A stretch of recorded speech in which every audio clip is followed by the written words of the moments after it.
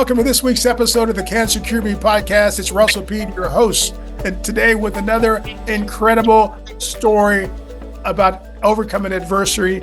And guys, I can't wait for you to meet my new friend and hear his incredible stories.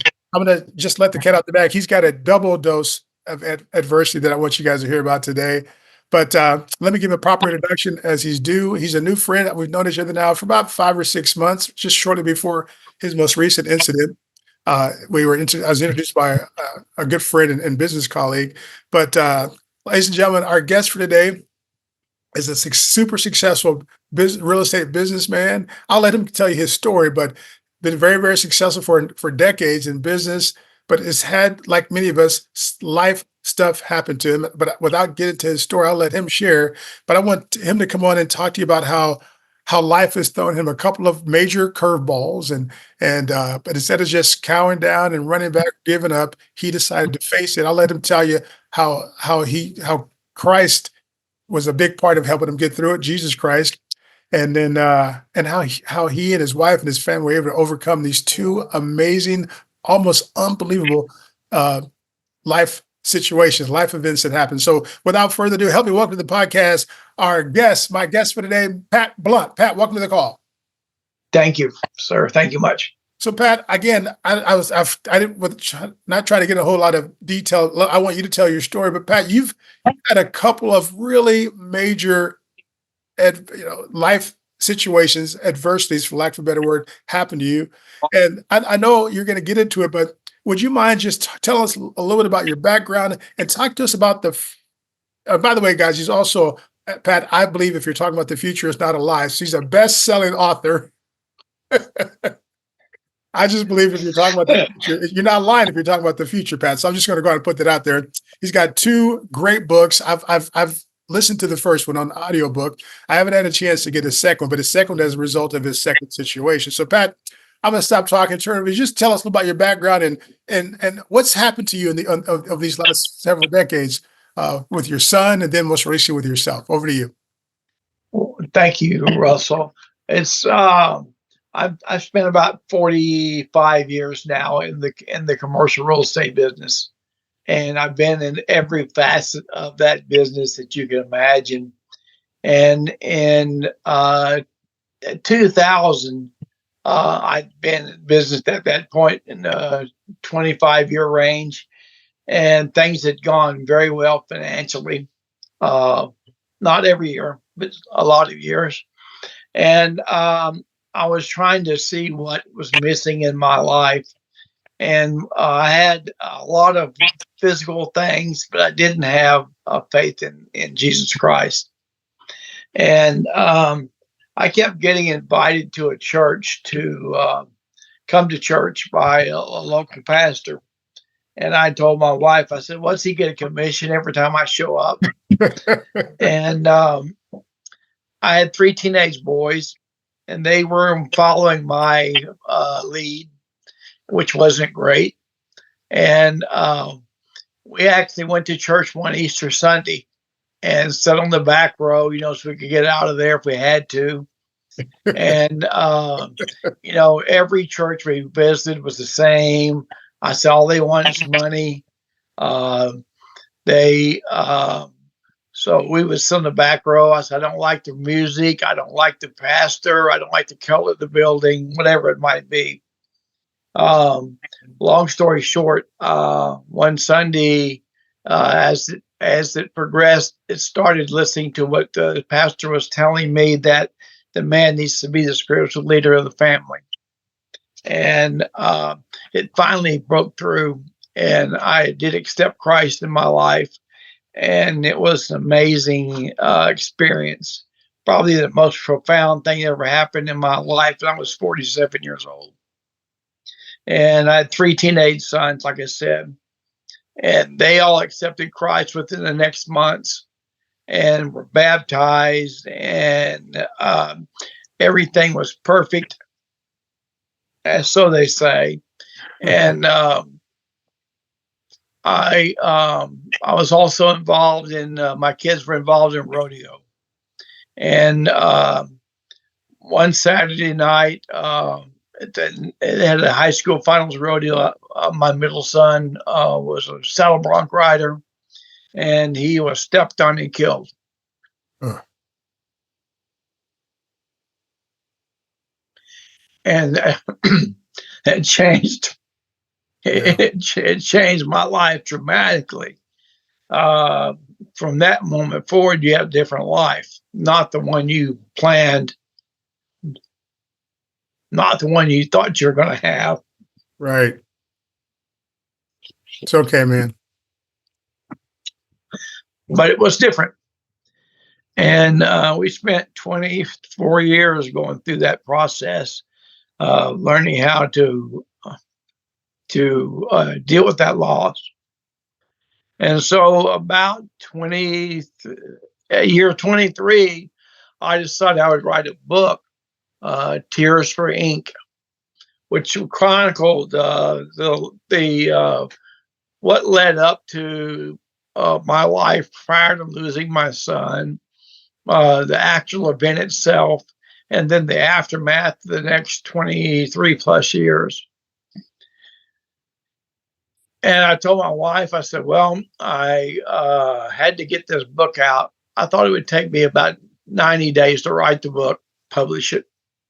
Like everything, I think it took a lot longer than that. And it took me, it was almost a year to the date that I started writing the book that I actually received the first copy of the hardbound book. And I said, I had to write it before something happened to me. And I was thinking something happened to me memory-wise. And on June the 10th, they published the book. And on July the 2nd, I had a ischemic stroke. Wow.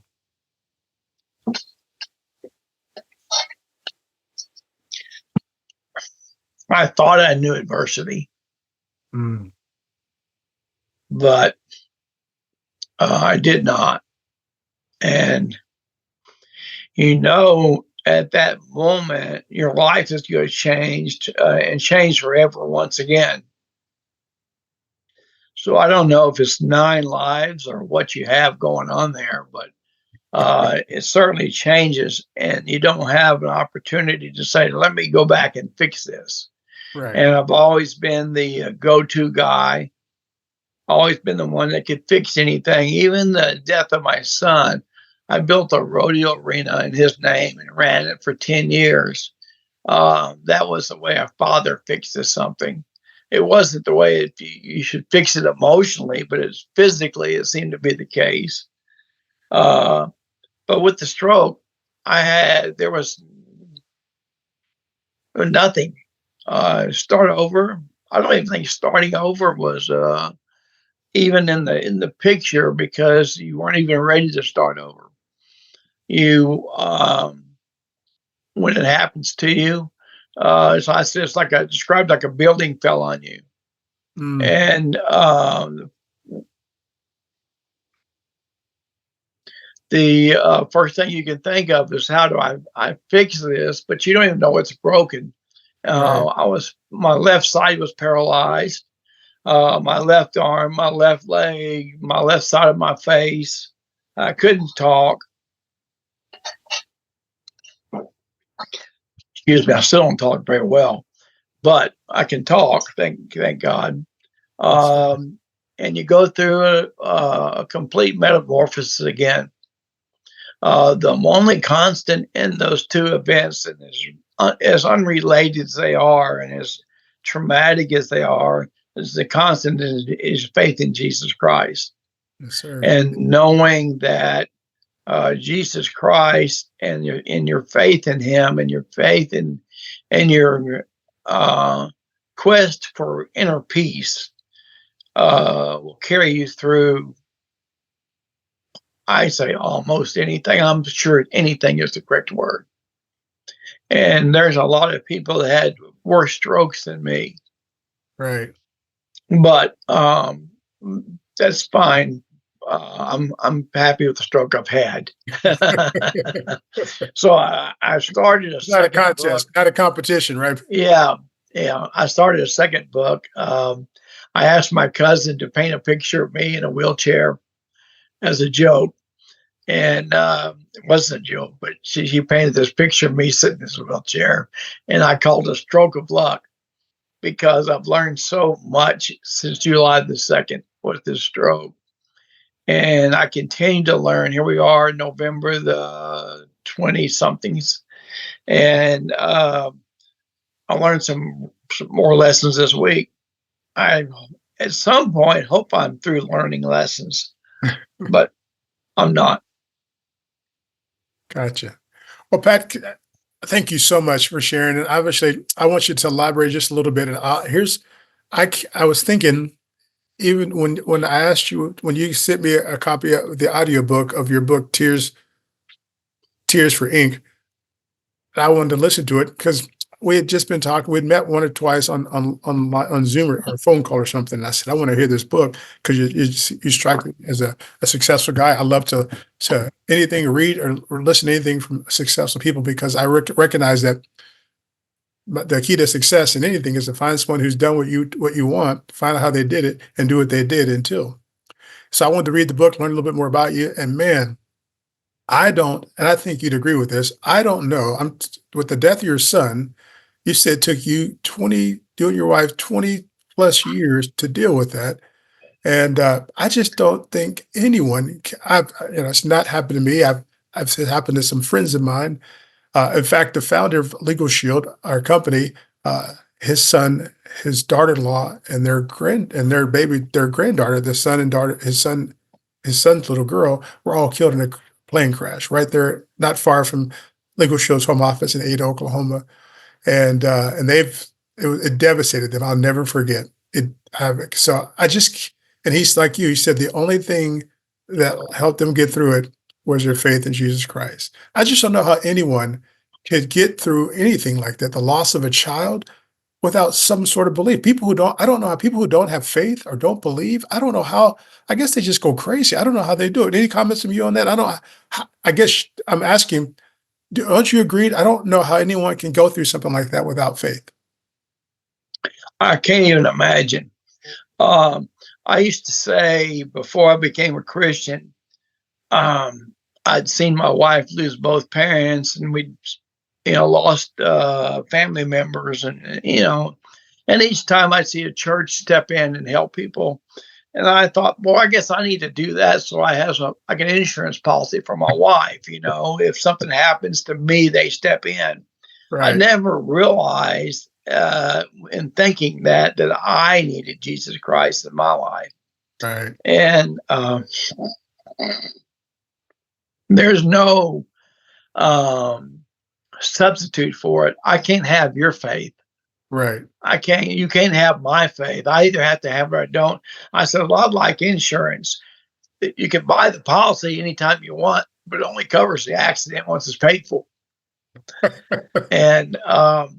And so I spent a lot of time learning how to grieve, learning how to do things, reading. My wife would read books on faith and books about people who lost something. And she said, you got to read this book. And I would read it and throw it across the room because I said, I don't need someone to tell me how to grieve. Right. I know a lot, a lot about it. But when I had the stroke, I was in the hospital, and people pick up me wherever I go. You might have picked that up. I always say they pick on me, I pick on them. So I was talking with a nurse, and she said, I want you to read this book. And this was like probably week 1 of the stroke. She said, I want you to read this book. And she said, you have to read chapter 6 and chapter 15. And so I took it back to my room and I read it, and I threw the book. And it was just like everything bad that could happen in that book was in those 2 chapters. Everything that bad can happen in a stroke. You think it's bad now, wait until you have the 2nd, 3rd, 4th stroke. Wait to see if you happen to have, just amazing what can go wrong. Right. When I was at the rehab center, you would see people with both legs amputated, and they said, "I'm lucky. I can use my left arm." And Mm. I'm thinking, man, I'm thinking it can get a lot worse than this. But this guy two with no legs, he's lucky he can use his left arm. I couldn't use mine. And so I went back the next day and told the nurse, I said, she said, "What'd you think about the book?" I said, "I hated it." And she said, "What do you mean you hated it?" I said, "It told me every bad thing that could happen." And I said, we went through the same process with the Tears for Ink. And I said, it took me 23 years to write. And she said, well, maybe if you'd have read those books on faith 23 years ago, it wouldn't have taken you 23 years to write the book. And so it's about sometimes it's about facing what you're really up against. Right. And I think, though, if you really know sometimes what you're up against, you probably couldn't survive it. Mm. I had no idea going into the loss of a child that the pain didn't change. It didn't leave. Right. It morphed into something else. What your tears were, the reason I named it Tears for Ink is I wrote an article on the 15th anniversary of Tyler's death that I said, tears still come down, but they don't mean what they did week one. They don't mean what they did year one. Right. They don't mean what they did year two, year three, year four, year 15 years later. That's what you have left. Right. And so we hang on to those things. But I learned a tremendous amount about losing a child. And I learned about other people more than in myself, and listening to their stories. And what people want is they want you to listen to their story. Right. I remember you saying that in the book. I don't know that's as true about a stroke. However, you have to listen to it anyway, if that's as true. But I think you have to repeat the story enough times it becomes ingrained in your head. Hey, this is what I'm dealing with. Yeah. And so, but it all goes back to faith in Jesus Christ. I don't mean a little bit of faith. I don't mean I believe chapter 1 of the Bible, but I'm not too big on 2 and 3. It means absolute faith in the Bible. And I used to tell people that you had a choice whether you want to believe or not. You had a choice whether you want to you believe in heaven or not. I said, I don't have that choice. I lost a son, and the only way I'm possibly going to see him or experience him again is in heaven. Yes, sir. Amen. And so I said, I used to say that you're ready. You always think you're ready to go. You think you're at peace with the Lord. You're at peace with yourself.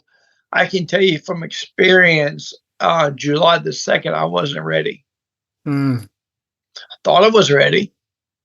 But when it comes right down to it, hey, let's just try this stroke thing a little bit longer. I got thrown off a horse a few years ago. I used to always say that, Tyler got thrown off a horse and he hung a stirrup and got stepped on. And I bought this horse a few years ago, and I was riding him, and he just broke in half. And as I'm about 6 feet there above the horse, I changed my mind. It's okay for it to happen to me too. And so I've had a guardian angel for a lot of years. And I feel that same way with this stroke. There's a lesson to be learned. And I really felt it day one that, okay, Lord, what are you going to teach me this time? Right. And at some point you think that, hey, didn't I graduate from that? Did they get better? And so I guess as long as you breathe, you're going to have a lesson you're going to learn from that. Right. Pat, thanks for sharing that and clarifying because you kind of I was going to ask you a second question, but you kind of answered my second question when you compared what it was like going through the stroke at the same time. Um, One more question or one more statement. One of the things that because I went through cancer, and and people reach out to me, probably two or three people a week because they've heard my story. They heard that I went to Mexico to a cancer clinic there called the Rubio Cancer Center and got cured there. And I've sent dozens of probably 40 or 50 people to the same clinic who've all had similar results and are now cancer free. In fact, my wife most recently was diagnosed with breast cancer when we moved back from Mexico last summer, and she got breast cancer, and we just didn't worry about it. We just contacted Dr. Rubio and sent her over to him, and she's cancer free now too. In fact, she just had her second follow up visit, and she's even more cancer free if you can be than she was in April when he gave her the all clear. But one of the things that when people reach out to me, one of the first things I tell them after, like you said, after I listen to their story, because I tell them right up front, I know what it's like. I said, I know all of your friends and family are saying, "Oh, I can only imagine. I can only imagine," and they have all this advice for you. I said, but I tell the people when they go, I said, I know what it's like to have. I know what it's like to have this thing in your body that can potentially kill you, and you can't do anything about it. I said, I know what that feels like. I know what it feels like to not want to go to sleep because you're not sure if you're going to wake up in the morning. I said, I understand. So I try to listen to their so I get it. So I want them to tell me about their story, what kind of cancer they have, and just so let them talk because I think everyone else is talking to people who have cancer. Oh, you should do this, call this, read this book, go to this website, do all this stuff. When in reality, most people don't have a clue what it feels like to have cancer. And I let people know I do. But one of the first bits of advice I give them, I said, look, my advice to you is don't become your cancer. I think some people get cancer and they feel like, oh, I got cancer, so I have to act like I have cancer. I have to look like I have cancer. I have to feel like I have cancer. And I just don't agree with it. I believe that we are made in God's image. And he also gave us the power of the tongue. Words are powerful. And and if we will speak life into our body, then our body will begin to heal itself. Dr. Rubio, one of the first things he said to me when I came to his clinic on New Year's Eve, 2014, he sat across from me in my hospital bed in my room there at the Rubio Cancer Center. And the first thing he said to me, Pat, I don't know if you've listened to my podcast because I tell the same story in episode 1. He says, Russell, God's going to heal you. He's just going to use me to do it. First words out of his mouth. Dr. Rubio, Dr. Geronimo Rubio, they call him the Tijuana tumor terminator. But those are his first words out of his mouth, which is let me know that God was going to heal me and he was just going to use him to do it. And so he said, hey, we're going to create a custom vaccine for you, which is kind of his secret weapon. He says, when you start on your vaccine next Monday, I want you to do two things. I want you to pray and I want you to visualize your body killing the cancer. He says, because that's what's happening. And your body will do more of it if you tell it to. So I realized that all made sense to me because I know about visualization, being in business, that's something that we talk about all the time. And I also believed in Christ. I asked Christ to come in my life since I was 12 years old. I understood praying. And so all I'm saying is that I know that people have a tendency to let whatever is happening to them consume them. Does that make sense? I mean, I have had a stroke, so my life is over. And what can I might as well just forget about all my dreams, anything, my family. And I hope I'm connecting with you. I'm just trying to get your thoughts. I think based upon what I know about you in the book I've read and how you went through that with your son, that probably what helped you get through this stroke 100 days ago, however long it's been, was again, your faith, but the fact that you realize that, hey, I'm not going to let this, would that be accurate to say you just weren't going to let this keep you down? Well, I think it is accurate. I think you have to live like you don't have one. And I told my doctor somewhere around week 3, hey, can I go back to work? And he said, well, that's a big task. I said, I don't dig post holes. I talk on the telephone. And I said, I can do this. Well, he knew that I couldn't do that. I didn't. Everybody else knew I couldn't do it. and I could barely speak, much less could Right. I.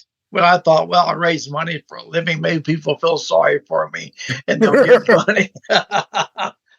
uh, but I think there's a lot to that of just getting up, hey, take a shower, shave, clean up, look the part, feel the part, live like you lived every day. Yeah, you got a little bit of a limp going on. Right. Yeah, you have a little bit of a slur going on, or oh, maybe you can't remember everything you wanted to remember. But uh,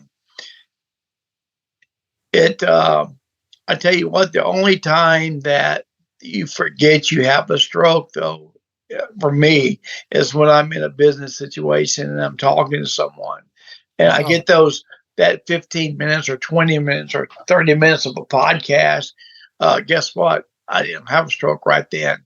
I can still be myself. I Right. may not sound exactly like myself, but it does to me. Um, and I'm going to get through this. I'm going to prevail.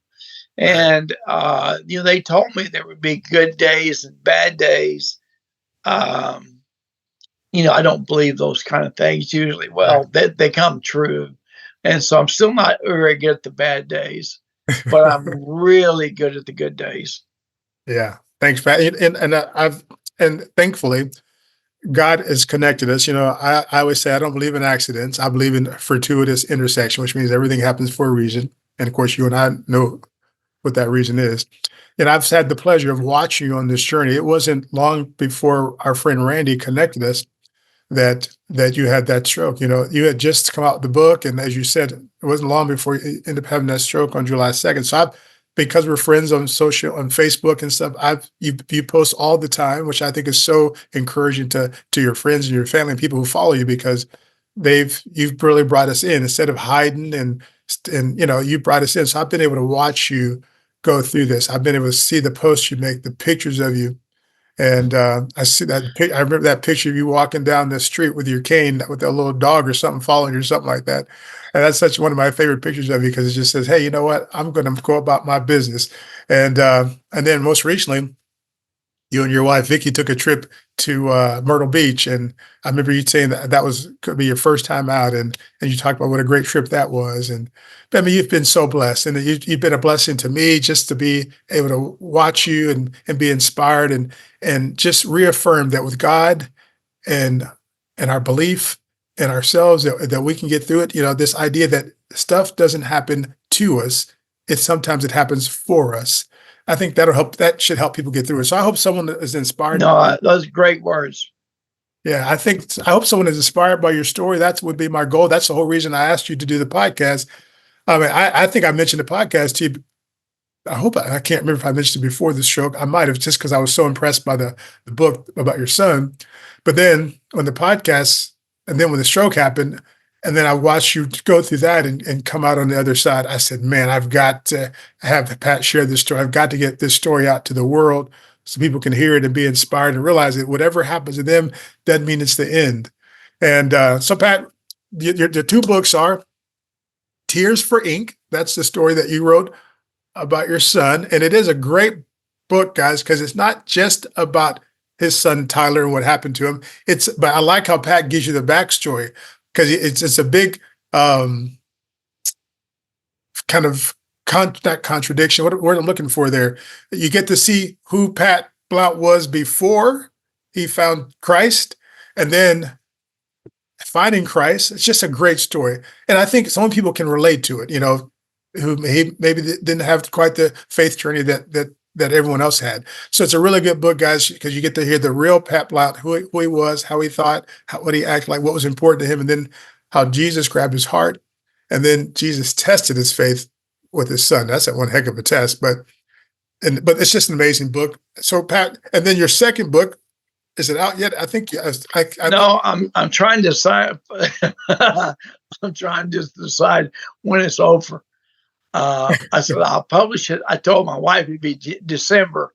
I said, but I gotta. There's always something else going on as a result of the stroke, right. and so I'm just trying not to write a book my goal with the Tears for Ink was a book of faith. It became Right. a book of this is what faith is about. Right. That's exactly Um, and I'm going to continue that with this book. But things continue to happen, and as long as they happen, I guess I don't have an ending for it. And so I don't know if there's going to come a day like with cancer. You say I'm in remission, or I'm cured, or I'm all better.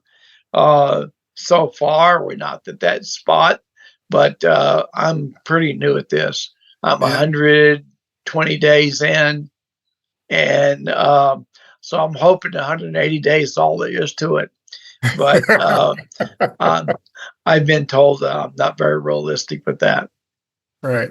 Well, but and guys, and Pat, you have been sharing excerpts from as you've been writing the book, and I love those because they're. I mean, I could do a podcast on just the excerpts that you've written because you talk about. I was just looking at them earlier. In fact, I saved them to my phone. I took a screenshot of them, and because they're so encouraging. You talked about how when you were a teenager your mantra was to power through it and don't be weak when facing a tough situation. And then you talk about how the stroke, you're again, even with the stroke, your plan, because that was your mantra was to try to power through it. And, and that's just you can't do that with the stroke. You just kind of do your best. No, if your hand doesn't move, it doesn't move. I mean, Right, you can't will it to happen. So right. it does teach you patience. If you don't think you want to learn patience today, we'll give you another lesson tomorrow. But it does teach you patience, um, and it teaches you not to wish your life away either. So, Right. as bad as a stroke is, I'm sure there's something good about it. I'll keep you posted when I come up with what it is. Well, here's what Uh, it has. Here's it's been for me. The good thing is, I'm sorry that it happened to you, obviously, but it has been an inspiration to me. And as a result of this great podcast episode today, it's going to be that stroke is going to be a stroke of luck for someone else who listens to it. And I know you and I, because of what we believe, we don't believe in luck. We know that it's Christ. It's that fortuitous intersection I mentioned a minute ago. a friend of mine wrote something a number of years ago, and he's a mentor and religious person, mentor, and he said, um, "Listen to the man with the limp. He's got a story to tell you." Wow, there you go. And with Well, that, I've got quite a limp these days. well, I haven't seen you walk because I haven't seen the videos of you, Pat. I've only seen still pictures of you. I've seen you at the beach. I've seen you walking down your neighborhood street. I've seen you pictures from your trip to Myrtle. I haven't seen videos, and I know you and I are hoping to do business real soon, along with our colleague Randy. So I'm hoping I get to see it, see that limp. And my dad, he says, "Cool guys have a limp." It's how you walk. So. Limps and scars. Look, man, with that, I'm going to wrap up the podcast. Thank you so much for your time. I thanked you in advance this morning or last night when we confirmed the time and everything. I said, thank you for an amazing podcast. It has just been that amazing. It's always better than I think it's going to be. And I just appreciate you giving me your time and sharing and opening up and being so transparent and just letting people know that, hey, you know what? With Christ, you can get through just about anything. And it's so funny too, Pat. This is a total side note. Almost every podcast episode I've done, and again, this wasn't a faith-based podcast. I told you how I started the podcast and what the idea of it was, but God has a way of showing up in every episode in a big way. And I knew ours was going to go that way because I just know who you are. I know your faith. That's part of your story. But every episode, it's just part of it. He just comes in and someone shares something about how Christ did it or how God did it. And so anyway, I appreciate that. Guys, again, Pat, if people want to follow you, I'm not going to give out your personal information. They can get the Tears for Ink book where? Yeah, there's a website, tearsforink.com. There you go. You can get the book on there, and the additional book will be on there as well. Gotcha. Tearsforink.com is where you can find his amazing book about his life and his son's tragedy and how he and his wife were able to come through that for 23 years. then you'll be able to, when the other book finally comes out, once, 180 days or whatever it is. I'm fortunate to be friends with Pat, and so I read the inserts as he writes them and posts them on social media. Maybe if you go to his website and get the book, maybe you can connect with him on social media as well. I'm not going to put out anything information that Pat doesn't want me to give in terms of his personal contact information. Pat, thanks so much for being on. Thanks for this incredible episode. Thank you, Russell. And guys, if you enjoyed this episode, as always, like it, comment, but share it with someone.